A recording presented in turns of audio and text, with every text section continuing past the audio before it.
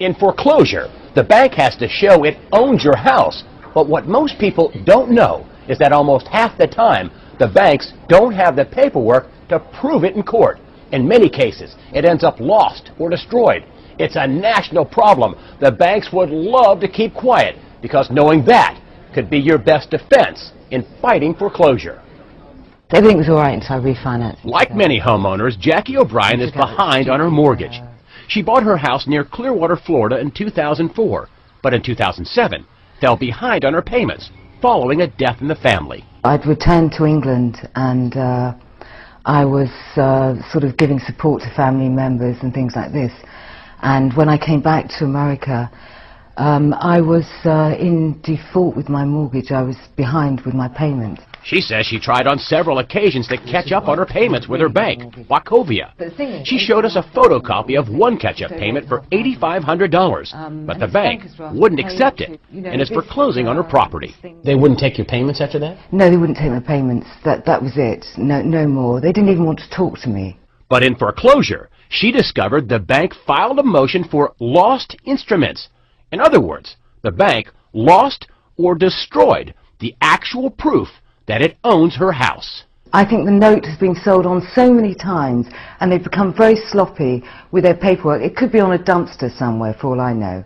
A bank losing a mortgage note may sound like a rare occurrence, but a recent study by law professor Catherine Porter found it happens nearly half the time. What I found is that banks failed to attach a copy of the promissory note, that is the evidence that the consumer owes the debt, in 40% of the situations. So 4 out of 10 consumers were being asked by their bank to make payments on a mortgage, but the bank didn't provide the evidence to establish what those debts were. And last November, a federal court ruled against Deutsche Bank and stopped them from foreclosing on 14 houses until they could produce the note.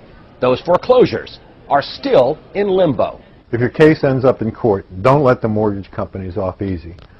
Make them produce the note. Chris Hoyer is a Tampa attorney who's on the internet with a free website that teaches people how to fight foreclosure. He thinks people should fight, not for a free house, but for a better deal.